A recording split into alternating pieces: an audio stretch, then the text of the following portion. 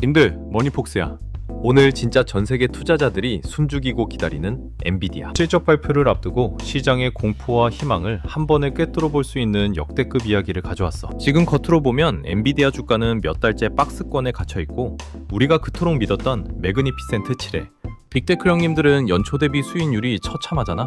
돈이 기술주를 떠나 에너지나 산업재 같은 올드 이코노미로 도망가는 걸 보면서 다들 AI 시대가 끝난 거 아니냐고 걱정하는데 결론부터 말할게. 이건 끝이 아니라 거대한 반전 상승장을 위한 숨 고르기일 뿐. 젠슨 황영님이 이번 실적 발표와 곧 있을 GTC 행사에서 어떤 마법 같은 서사로 판을 뒤집을지 지금부터 아주 압도적인 디테일로 파헤쳐 줄 테니 끝까지 집중해봐. 현지 시간으로 2월 25일 장마감 후 우리들의 대장님 엔비디아가 2026년 회계연도 4분기 성적표를 공개해 이번 실적 발표가 왜 중요하냐면 단순히 엔비디아 주가가 오르냐 내리냐의 문제가 아니기 때문이야. 지금 전 세계 자산 시장 전체가 AI라는 기차에 올라타 있는데 엔비디아가 이 기차의 엔진이거든. 엔진이 멈추면 다 같이 끝나는 거고 엔진이 더 세게 돌면 우리는 다시 한번 미친 듯한 불장을 보게 될 거야. 특히 이번 발표는 2026년 한 해 전체의 기술주 향방을 결정짓는 분수령이 될 가능성이 매우 높아. 시장이 기대하는 매출은 대략 650억 달러 수준인데 이건 작년보다 70% 가까이 성장해야 하는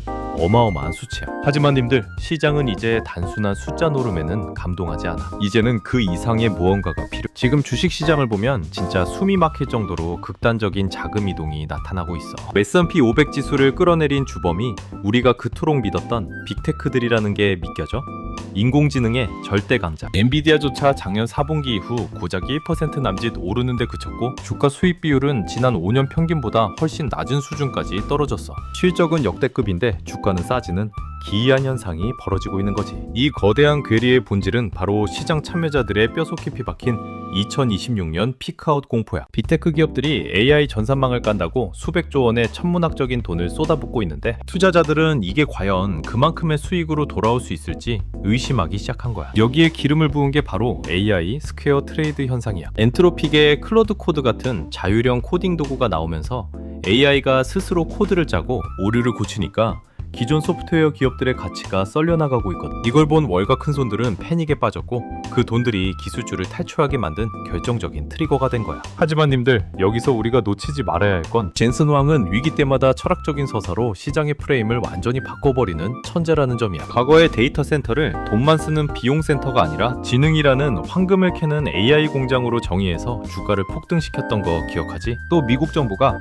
중국에 반도체 팔지 말라고 막으니까 꺼낸 카드가 바로 쏘버린 AI였어. 전 세계 국가들을 돌면서 너희 나라의 언어와 문화를 남의 나라 클라우드에 맡길 거냐고 겁을 줬지. 그 결과 중동과 아시아 국가들이 국가 예산으로 엔비디아 칩을 쓸어 담기 시작했어. 이건 기업의 변덕스러운 지갑이 아니라 국가 안보 예산이라는 영구적인 돈줄을 확보한 거야. 이번에도 마찬가지야. 젠슨 황은 지금의 의구심을 물리적 인공지능과 1년 주기갱신 전략이라는 카드로 정면 돌파할 준비를 하고 있어. 이번 실적의 핵심 중 하나는 엔비디아가 단순한 반도체 부품 회사가 아니라 데이터 센터 전체를 설계하는 시스템 회사로 완전히 탈바꿈했다는 점이야. 여기서 우리는 현재 엔비디아의 실적을 하드캐리하고 있는 블랙웰과 미래의 병기인 루빈의 흐름을 정확히 이해해야 해. 젠슨 황영님이 수요가 미쳤다고 표현할 정도로 블랙웰은 2026년 중반까지 물량이 이미 다 팔려나갔어. 그런데 엔비디아는 여기서 멈추지 않고 지난 1월 CES 2026에서 루빈 플랫폼을 공식 발표했지. 루빈은 블랙웰의 후속작으로 HBM 서 메모리를 최초로 탑재하고 전력 효율을 블랙웰보다 몇 배는 더 높여서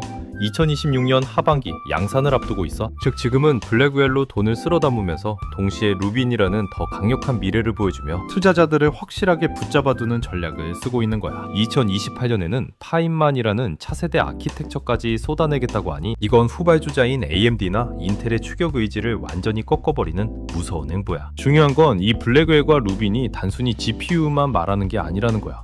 엔비디아는 이제 인텔과 AMD가 꽉 잡고 있던 CPU 시장까지 집어삼키고 있어. 기존에는 인텔 CPU에 엔비디아 GPU를 따로 사서 조립해서 썼지만 이제는 자기들이 만든 그레이스 CPU나 차세대 베라 CPU를 GPU랑 아예 한 몸처럼 붙여버리는 슈퍼칩 전략을 쓰고 있지. 최근 메타가 엔비디아와 수십조 원대 계약을 맺으며 그레이스 CPU를 대량 도입하기로 한 건 이제 데이터 센터의 주도권이 인텔에서 엔비디아로 완전히 넘어갔다는 상징적인 사건이야. 인텔이 공장 생산 능력 부족으로 허덕이는 틈을 타서 그 목구멍을 직접 뚫고 들어간 거지. 이렇게 하드웨어와 소프트웨어를 설계하니 전력 효율은 올라가고 성능은 압도적이니 비트크들이 줄을 설 수밖에 없는 거야. 기업들은 이제 운영 비용을 아끼기 위해서라도 소형 칩을 버리고 계속해서 최신 칩으로 갈아타야만 하는 강제적인 업그레이드 채바퀴에 갇히게 된 거야. 자, 그럼 이제 젠슨 왕이 밀고 있는 다음 먹거리, 물리적 인공지능에 대해 이야기해보자. 지금까지의 AI가 화면 속에서 글이나 써주는 가벼운 소프트웨어 수준이었다면 이제는 현실 세계의 공장 로봇,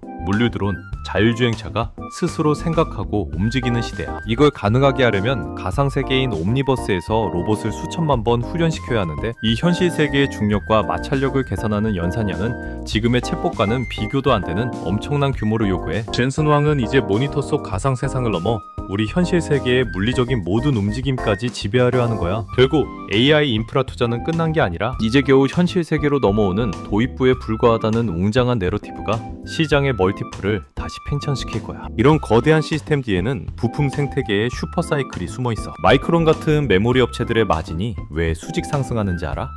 AI 칩에 들어가는 HBM이라는 고성능 부품을 만들려면 일반 메모리보다 웨이퍼가 3배나 더 들어가거든.